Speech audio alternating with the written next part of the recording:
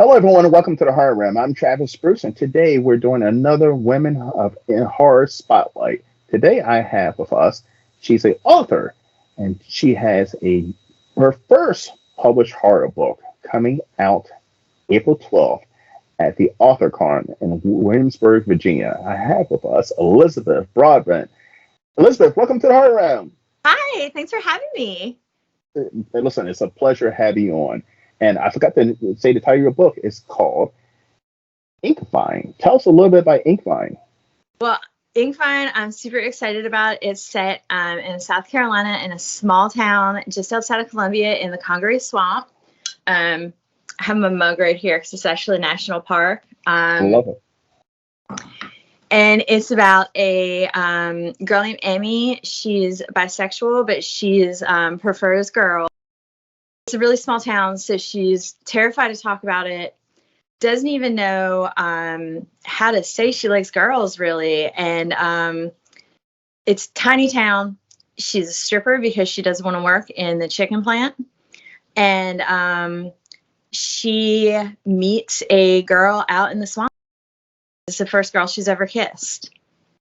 And what happens after she meets that girl and in the swamp where she's not supposed to go, because strange things happen in that swamp, and where that leads her and what happens to her after that. So it's a fun book. It's kind of about class. It's about sexuality. It's about finding yourself and the pressures of a small town, the pressures of discovering who you are and trying to come into your own. Now, I was born in a small town in the Carolinas, so I know exactly what that's like. Yeah, you understand then. Yes. And so, I mean, this is your first published horror book. How exciting is it? I mean, I'm super excited because I was a journalist for like a dozen years. I've written for Time.com. I've written for the Washington Post. I've written for Business Insider. So I walked into the horror community knowing I could write, but no one else knew I can. I mean, I wrote for Attitude Magazine was my favorite place to write for. It's the only print magazine for people with ADHD. I'm neurodivergent myself. So it means a lot to me to write for a publication like that. But obviously that accounts for nothing in the fiction world. I have an MFA in fiction. So fiction is where my heart is. So I walked into this community and everyone's like, oh, that's cute. She's a journalist. That's great. And I'm like, oh my God, I swear I can write y'all. I do this, you know, and I'm reviewing everybody's books. I'm so excited to read everybody's books. You know, I'm reading Andrew Sullivan and Carson Winter, Ai Jiang, you know, Elle Marie Wood, all these people from Raw Dog Screaming. You know, I love all these books. I'm cheerleading all these people. I have all these friends that write. And they don't know I can write at all. And they're gonna find out. They are, and I'm just so excited to finally, you know, be able to have a book, you know, just to say like, hey, I swear I can do this too. So it's super exciting to finally kind of join the ranks of like published authors and get to stand up next to everybody. But also to kind of be able to come out and talk about my own book, but also talk about my friends too, you know. Yeah. Because I have so many amazing friends out there that are such fantastic writers. Just being able to, Ray Knowles read my book, you know, Christy Noble read my book. Oh my God, Tim McGregor read my book. Dude, Tim friggin' McGregor read my book. That's fucking awesome, right? Yes, and he has Einhollow coming out right now. Have you read that yet? I have not. Oh my God, he filled in the gaps in Frankenstein. Really? Yes. Tim took the gaps in Frankenstein, set them on the Orkney Islands. You have got to pick it up. I do that. It's phenomenal. It's called Einhollow. And anytime a man tries to do a woman's voice, I'm always sketched out, right? Yeah. The time I'm always like, you're not gonna do this. Let's hang on tight here. Let's see if you can do it. He nails it. It's amazing. All right, so I'm gonna check it out. I mean, since I've been doing this horror channel, it's been almost a year now. I am reading a lot more horror novels. Like I'm reading a lot, and like I mean, which is amazing because also too I'm getting introduced to a lot of horror authors that I normally wouldn't be able to. Mm-hmm. So, and also I want to say shout out to horror conventions. Horror conventions, by the way, I go to a lot of horror conventions for my channel. I do walkthroughs, and I try to give every single indie author there a quick plug on my videos. And Mm-hmm. I also purchased one of their books because I mean, it's hard. It's hard to stand out, especially as a new horror author or author period. No, it really is. But oh my gosh, I tell my friends, I'm like, y'all, I wrote for some big names when I was doing journalism. I stepped into this field and I had to up my game. The amount of talent in this field right now, the talent, the sheer I don't know if I can curse on your show. The Yeah, sheer you can cuss. Yes. and talent in this field. It's absurd. You look at that Stoker preliminary ballot right now. Mm-hmm. Dear God. Especially women authors. Like, women authors are fucking killing it. Ai Zhang is just killing it right now. Al Marie Wood is killing it right now. Her book 12 Hours that came out last year. Amazing. Lingen that Ai Zhang did, that's on the preliminary ballot. By the time this comes out, I'm sure we'll have the final ballot. So I probably shouldn't be dropping preliminary ballot stuff right now. But what's great is about now too, when it comes to horror writing, especially with women horror authors, there was a time that women wrote books for women, but now, man, woman, whatever, you can pick it up and still enjoy it. You can still feel the characters, you can still understand the characters, and it's absolutely fucking amazing.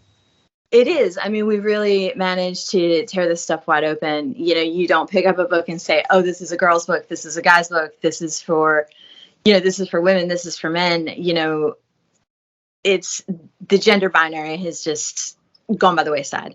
Yes. You know, so much of a concern of, is this main character female? Is this main character male?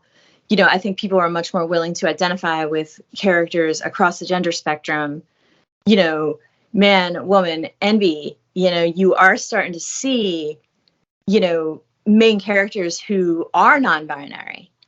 Yes. You know, and I think that's important to point out, even when we're talking about Women in Horror Month, that we are my best friend is non-binary.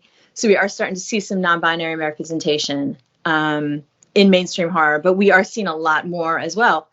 Women representation, main characters, as well as authors, you know, so we get people, you know, men are willing to pick up our books when we have filmmakers. When we have female main characters. Yes. I mean, even when it comes to filmmakers, there's a lot of women who are getting into horror filmmaking. Mm-hmm.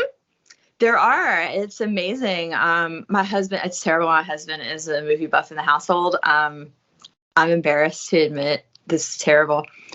I can read the goriest stuff out there. Oh my gosh. So now some of the stuff they'll read on the Facebook groups, I'm like, it's a little extreme. Just because it's I just find it gratuitous. I just feel like there's not a point to it. If there's a point to it, I'll read it. Carson Winter's new novel, I got a hold of that one. Hardcore.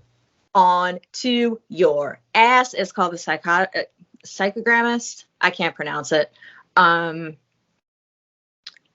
Just hold on to your ass. Carson does some shit in this book.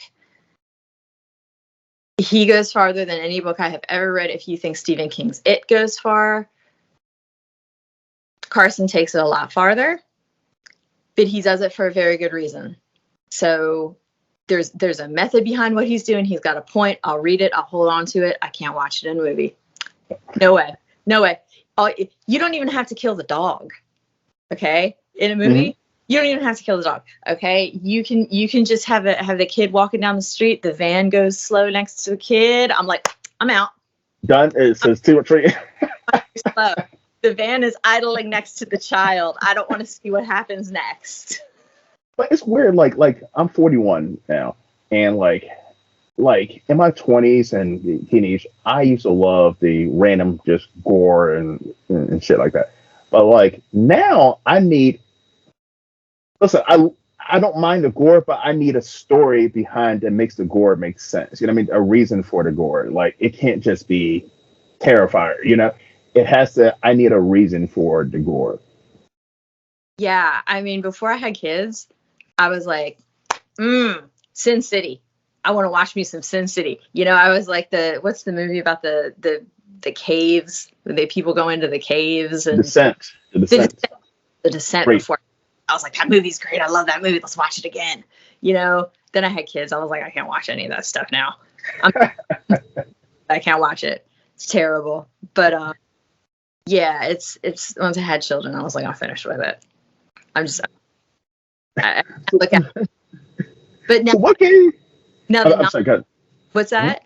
No, I was about to say. So what gave you inspiration for Inkvine? Like, what? Tell me the creative. I had the story in my head. I knew there was a stranger walking out of the swamp. I knew it. Like I had the story in my head. It took me a little bit to kind of draw it out, kind of figure it out. Mm-hmm.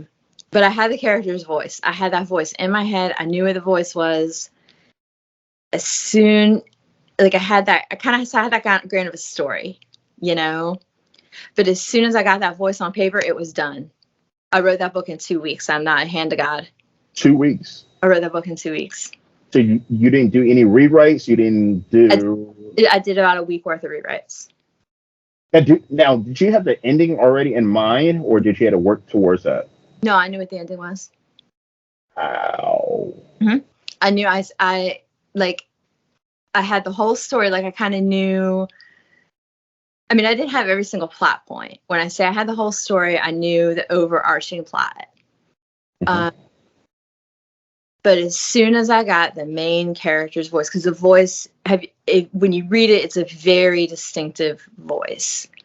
I'm really obsessed with voice. And as soon as I get that character's voice, like I've got it. But Emmy's voice in particular is incredibly distinctive. And as soon as I nailed it, I nailed it. And it was over. It was a super easy voice for me to write in for some reason. Not all of them are that easy. Trust me. Like they are not all that easy at all. Oh, I have a few that were that simple. That was simple. I had one or two in the novel I just finished, The Swamp Child, that were real easy. Some of the others were super hard and took me that novel's got about, thank God I didn't think about it before I started that thing. That went through 4 different points of view before I said, fuck it. It's got to have all the points of view. So it's got 7 different points of view. Longest with that one. Means it's that. That's a lot going on. There's a lot going on in that novel. But some of those voices were real hard. Some of them were real easy. But Emmy's in the Inkvine is super easy. It was super easy to do. I knew it. I knew that voice. Like, I could probably talk in Emmy's voice if I had to. I'm not going to do it. But so, is there a little bit of you in Emmy? Not as much as you'd think. For as easy as it was to write it, she's a lot more resourceful than I am. I'd be a lot more. I would not be nearly as I think resilient in that situation as she is. Mm-hmm. I'm a lot more like. I don't know. Maybe I would be. Maybe thrown in the situation that she's in. You know, I think I wouldn't have been as resourceful as she is. Maybe I would be. I've never been as poor as Emmy is. Thank God. I've been really privileged most of my life. But you know, I don't think I'm quite as scrappy. Okay. So I guess I talked to a lot of authors, and they say that you know, like the main character in their books, it's a little bit of them. Mm-hmm. I mean, you always get a little bit of yourself in everybody. I think the continuum, and that's more what I'm thinking of. I'm thinking of how much is it? Because I have a lot of characters that are a lot more me. You know? Mm-hmm. And I think Emmy is a little less me than some of them. Because in some ways she's a lot more innocent than me, and sometimes in some ways she's a lot harder than me because she had to grow up a lot harder than me. You know, she doesn't have for example, I mean, my parents were married until I was in college, so her dad ran out on her very young. She lives in really abject poverty. I mean, we're talking about a main character who, you know, lives in a broken down trailer home. You know, she's driving a car that she says the car's going to die soon, you know, and where am I going to get money for another? She's a stripper because, you know, she says she's a dancer. And I will cop to it. I was a cocktail waitress in a strip club, and that is where some of the experiences in this book comes from. I did that for a summer. Because I do not talk to my parents anymore. So I can finally admit this. Now that I do not speak to them anymore, I can finally tell everybody that, yes, I did do that for a summer. Because why do you do that? You don't have any money. You're in college and you're like, I don't have any cash. I'm a fairly attractive college girl. Where am I going to get cash? That's where I'm going to get cash. And you make a lot of cash doing that. But you also see a lot of things. I would actually, by working in that industry, even for a summer, does it change your views of men? You realize that, and I talk about this in the book, you realize that they are not so much selling sex as they are selling a certain image of what masculinity is. Yeah. And what it means to be a man in society, what it means to be a woman in society, and what men want. And what they want isn't necessarily sex. Sex is part of it, but sex is not at all of it. So I try to explain this to women because most women assume that men go to the strip clubs for see tits and ass and sex. It is 100% not the case. It is 100% not the case. The reason why most men go to the strip club, like I'm not a strip club guy, but the reason why most men go to the strip club is it's about power. Mm-hmm. It's 100% about power. They might not have that power at work. They might not have that power at home with their wife. They might not have the power in their life. So, and a strip club is the one place a man can go and he can have false power, because a stripper is an actress to me. She's an actress. She is pretending to be every man's dream woman. If that makes any sense. And she is 100% submissive. She is telling him he's the best looking man ever. He feels like a king while he's in the strip club. And then he goes into his regular life, goes home or whatever, and then he doesn't have that power anymore. But it's a false sense of power. That's why men go to the strip club. It's not about sex. It's not about tits. It's not about ass. You talk to girls. What was that? I said you talk to girls, because that's exactly it. Girls who work there will tell you that. No, I actually. Girls who work Actually, I say so. So I've worked in marketing and sales my whole entire life, and I say that strippers are the best salespeople. They're 100% the best salespeople, because being a salesperson, you're selling a person a dream. I don't care if you sell cars, life insurance, whatever. You're selling them a dream. You're telling them 75% of the truth. That's a part of it being a good salesperson. You only tell 75% of the truth, so it's technically not a lie. It is a lie, but just how you convince yourself. And as a stripper, you have to be a good salesperson. You have to say, a good stripper, I don't know why we're getting to the topic of the stripper, but a good stripper gives a man the illusion that he can get into her pants. He gives, and that keeps him coming back for more, giving her more money. And that's why they call men who go to strip club Johns, because they're customers. They're fools, I would say, and because they're in the illusion. If the more money I can give this woman, the more buy her cars and so forth, I can get this woman. But a smart stripper never caves in. She just gives him the illusion he's eventually going to get that. This is something that I go into a lot in Inkvine that Emmy talks about a ton, and she says at one point that they sell dreams. That's a big thing that she talks about, is how they are not selling sex. They are not sex workers. They sell dreams. They make a man feel like a man. Yes. Which most men do not get at home from their significant other. And this ties heavily into class. And this goes right into the way men in particular, and because women get it all the time. We women have always gotten it. Women get it. In a lot of ways, women get it worse. But men as well are treated terribly by our economic system. And, all of us are, really,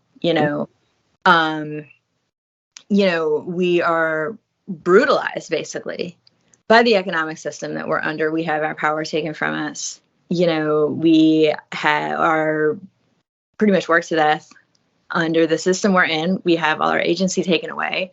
We don't have any choices in what we do. We're controlled. We're told where to go, where to sit, what to do, when to pee, when to eat, when to take a break. You can have your gum. You can't have your gum. Don't have a water bottle. You have to come in at this time. Sit on your ass. Don't sit on your ass. You can't have a chair right now.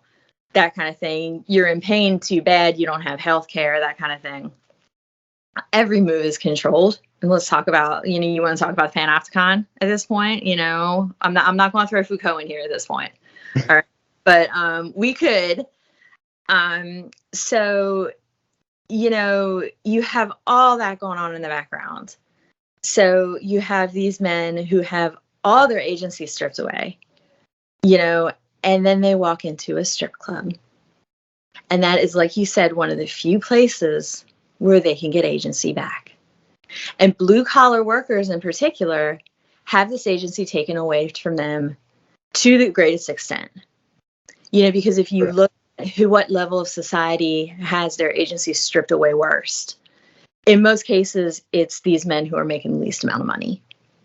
These are the people who are standing in their jobs for the longest period of time. These are the people who have the least amount of control over, even just their physical bodies, their physical space. Where are they going to go? What are they going to do?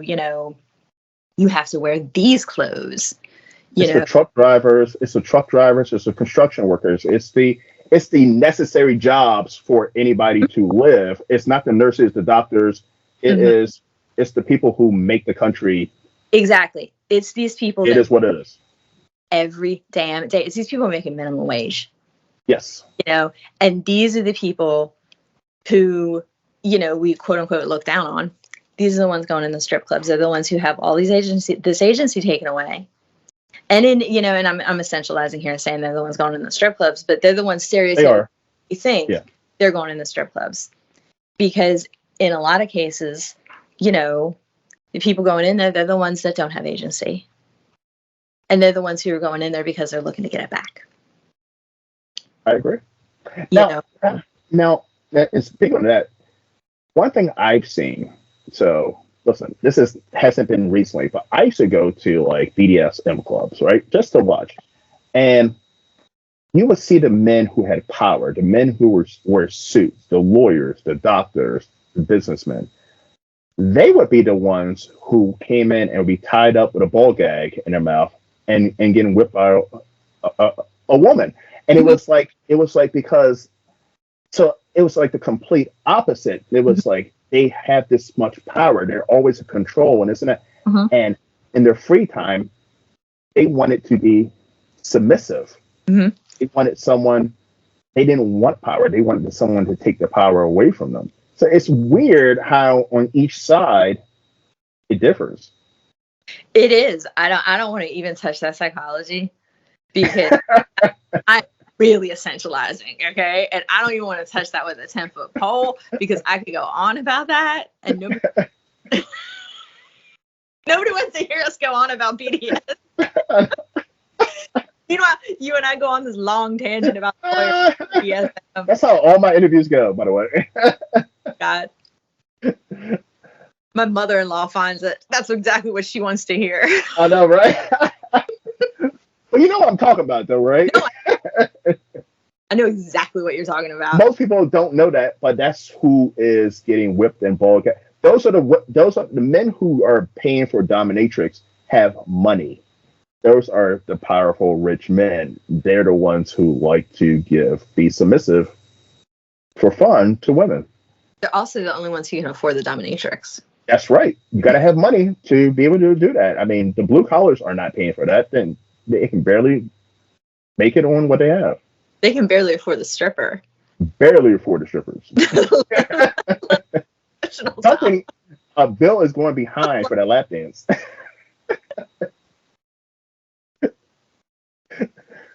All right, so what are we talking about, Elizabeth? This is fun though. All right, so 2 weeks of making your book out there. Who was the first person that you let lay eyes on it? Oh my God, you're gonna laugh at me. Okay. My editor. I thought you were gonna say your husband. No, he hasn't read it yet. He's yelling at me. He's still it with him yet. He's like, I haven't read Incline. You're gonna send me to AuthorCon and I won't have read it yet. I'm gonna look at Poor guy. No, he's read everything I've written, and he's just I've just been lazy and haven't hit share on the Kindle yet. Okay. It's my is. So he's blameless. He's blameless. He's asked. We both have ADHD. It's hard to remember things. He's blameless. He's a saint. He generally reads everything I write. He's read most of my. He's read a lot of my novels. He did a lot of the criticism on the novel I have sitting on an editor's desk right now. He listens, certainly. Oh my God, he fixes all my plot holes. All my plot holes. Okay, all of them. He has most of a PhD in literary criticism of post-colonial lit. Nice. Yeah, he did his PhD actually in post-colonial comic books. He did That's interesting. African diaspora. So, which is really cool. I have a house full of novels. So he's great at fixing plot holes. He's amazing at it. I always tell people if something happens to my husband, my career is over. And everyone, she's so bereaved. She was too bereaved to write anymore. It was so tragic. And it's like, no, actually, he fixed my plot holes and my career as I was fucked and couldn't write anymore because my writing was shit. But that's good. I mean, that's good to have, someone to bounce off of. No, he's phenomenal. I love him. So it's not his fault he hasn't read it. But no, the first person who read it was actually my editor. I don't know if I'm allowed to say this. I might not be able to. She took Incline unfinished. It was finished. She knew it was unfinished when she took it. So she was the first one to read it. So, yeah, so that was cool. And I just gave it to her when I did it. So, yep. Yeah, I handed it right. I finished it and handed it right over. I had it. She knew it wasn't done when I subbed it. It was most of the way done, but it wasn't all the way finished. And she knew that, and she took it. So then I just finished it, handed it off. And is she pretty honest when it comes to your work? Yeah, she was. I mean, she knew she wanted it, so she took it. She said she knew she wanted it after the second page. Nice. You liked the voice. She said she knew she was going to take it after she read the second page. Because she had a synopsis, so she knew what was going to happen and everything. She'd never read my work before, and she just loved the voice. And I mean, we know each other, so she knew I could write. It wasn't like she was coming into it blind. She knew I could pull it off, I guess. And so she finished reading it, and she had editorial suggestions. It wasn't like she went and said, check mark, this is good. you know. Most of it was, hey, add more. Okay. I went through and fleshed out what she wanted me to flesh out. Okay. And I think I added probably about 7,000 words to it. 8,000 maybe. That's a significant amount. Yeah, I added a lot. Yeah. I added more than she, I think, thought I would, based on questions. Now, so I have a lot of new authors who watch my channel, and you know, whether it be self-publishing, I mean, a lot more authors are doing self-publishing. Now, tell the audience, how important is it to have a great editor? Okay, I did the self-pubbing thing. I did terrible romance. All right, you want to talk about terrible romance? All right. Okay. I have an MFA in fiction. All right, I started writing when I was 5 years old. Wow. Legitimately, I started writing when I was 5. I wrote obsessively from the time I was 5. I wrote through graduate school. Okay. Mm-hmm. I was a journalist. While I was a journalist, I started writing romance. I'm going to tell you, I have 63 books on Amazon right now. I will not tell you what my pseudonym is. I will not tell anybody in horror what my pseudonyms are. No one will know. Literally no one in horror knows. They're not going to know what they are. I have both romance and erotica published. I still pull in a good bit of money from those books. The romance is absolutely horrible. I mean, it's horrible. Why is it horrible? Because it's some of the writing is okay. The plotting is not great. Mostly it's horrible because I didn't have an editor. Okay. Like, I had no editor. The thing with romance is you need to churn out books. Like, you need to churn them out. I was writing a novel a month. Wow. That's the face right there. Wow. And I saw my children when I was writing a novel a month, and you have another thing coming, because I didn't. Yeah. And I stopped writing romance. You seriously, a novel a month? It's absurd. But yeah, I didn't have an editor, and really, like, you can't write like that. It's not, at that point, it's not quality work. Anybody who tells you it is crazy. It's not quality, because you simply can't write quality at that volume. You know, filler. I hear new authors say, well, I can't afford an editor. I can't afford an editor. And like, if you value your work. Yeah. Because I've read a lot of horror stuff. I mean, I've said this many times. And some self-published stuff is incoherent. Like, as a reader, I don't know what the fuck they're talking about. Like, no, it's not even just the grammatical errors. It's not even that. But it's that too, because you get a lot of fucking, like, I read one recently, and literally one whole page was a sentence. Literally one whole page was a fucking sentence. And like, it was just one continuous thing. But the thing is, it's just like that. It's sometimes they leave out big pieces of the plot, and as a reader, you're just a fucking character there. You're like, or they introducing something that you completely miss. You're like, well, where did that come from? Oh yeah, you're totally blind to it. You're doing the writing, you don't know what you're doing, because you have it all up here. It's all up here. It's not there. So you need somebody to tell you what's there, because you don't see it.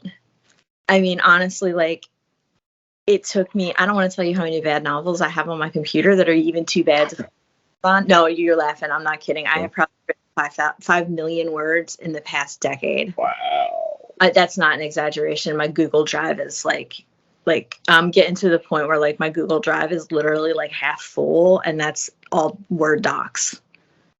Wow.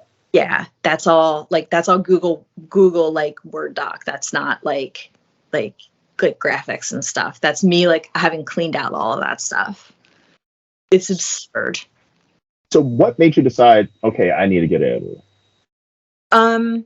What made me decide is like, I mean, I always have used my husband because he's good enough that he can manage that for me. And it was just like all this other stuff was so bad. I mean, I never bothered using him because it was like I have to get this stuff out so fast, and I'm mortified for him to read this romance anyway, whatever. And then I was just like, I want to be decent at this. I want to be good at this. And being good at it meant slowing down. It meant paying attention. It meant making my prose better. It meant actually like stopping and breathing and listening to what other people said about my stuff and finding people who were good to read it. And that meant more than him too. That meant like multiple people. And like, I would never have just handed Inkvine to the world. It had to go to an editor. Does that make sense? Yeah. Like it was going to an editor, so I felt okay handing it to an editor. Yeah. Not to like a publishing company that was just going to put it into the world in the present form.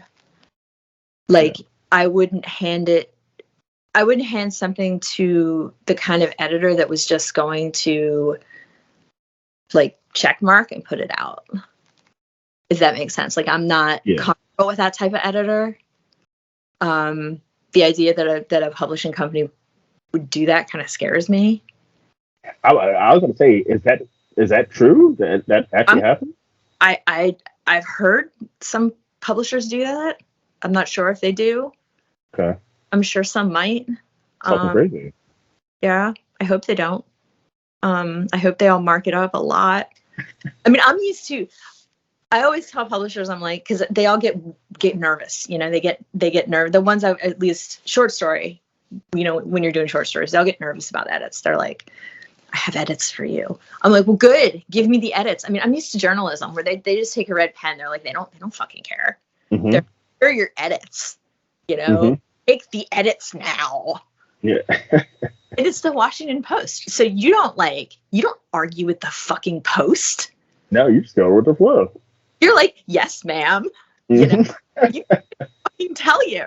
They're paying you. Okay, they're paying you $700 a feature. You don't fucking argue. No. You say yes. You know, and you do what they tell you. Give them what they want. Yeah. So when Haven Spec comes to me and Leon says, we have some edits for you, I don't argue with him. I do what he tells me. Like, come on. Exactly. Like, be a fucking professional, people.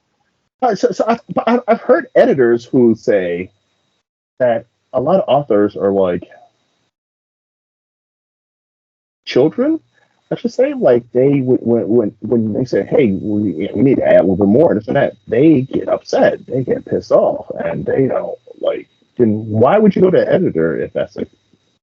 I mean, I don't know. I don't understand that because an editor knows what they want to sell. Yeah. An editor understands what readers want, and they understand what's going to sell. Don't you want what readers want? Don't you want to sell shit? Like, I understand if you have a really strict artistic vision and an editor is saying something that is directly contradicting an artistic vision or theme that you have for your work. Like, they're telling me, say, we want you to do this, and we're telling you to do something, and that's going to change something thematically in your book. You know, what we're telling you to cut is something that is contributing thematically to this idea that you have. And then I'm going to come back and I'm going to say, hey, I don't want to cut this because it's doing this, you know, and I'm going to like have a reasoned discussion with them at that point, you know, like a human would do with another human being, you know, have a conversation. Like, I'm not going to throw a tantrum like a child. I mean, like I hear writers do at times. Yeah. I mean, I'm dead serious. Like, I hear that people do this shit. Oh no, I'm listening. I know you are, because I've heard it. I've heard it when it comes to indie horror, self-published or whatever authors. A lot of them are prima donnas. Who are these people? I don't know one. I don't know any names, but I've heard things. Yes. I mean, this just baffles me because it's like you want to sell books, you want them to be good books, so shut up. like, like, just be nice to people. Just be say, okay, I'm gonna make it a good book. I'm gonna be nice to my editor. I'm gonna read my friends' books. But I keep bringing up the editing thing. So people are like, why the fuck do you bring the editing thing every author? Because here's my thing. I am a reader. I'm your fucking customer, right? I'm a fucking customer. I am telling you that there's a fucking problem with indie, self-published indie horror books where the incoherent, there's grammatical errors. I'm telling you this as a consumer, somebody who is giving you money for your product. Why wouldn't you listen to the people who are giving you money for your product? Exactly. Like, here's an example.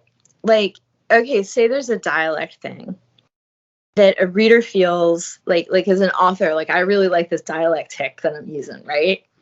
Mm-hmm. But I know when a reader reads it, it's gonna look like a mistake, right? It won't look like dialect. It'll look like an actual error. You know what I mean? Like it'll like a typo. Okay. And when you read through that book, it'll look like a recurrent typo. Okay. Now I have a choice as an author. I can keep that in there and make you think that I've made this stupid typo over and over, right? Mm-hmm. Or I can just change it. Now what am I going to do in that case? You know? Okay, so am I going to look like I made a stupid typo and stay true to an artistic vision that I only have in my head? Or am I gonna then just say, screw it, you know, I'm gonna do the right consumer thing because this isn't as important as not looking like an idiot. You know, there's a difference between like an artistic vision and actually making sure your reader can enter into the art and not jolted out of it. Yes, 100%. You know? But you want your readers to, so this is going back to sales. This is going back to the strip club, right? You want your customer to come back. It's in sales term, it's called repeat business, you know, and you don't want one-offs. You know, bad businesses have one-offs. Let's say if I have a restaurant, I'm charging a crazy price, and the people are going to get bad food and bad customer service. Yes, I might get that money the first time around, but they're never going to come back. Mm-mm. They're definitely not going to refer my book or my business to anyone. So why wouldn't you want to do it the right way? I don't know.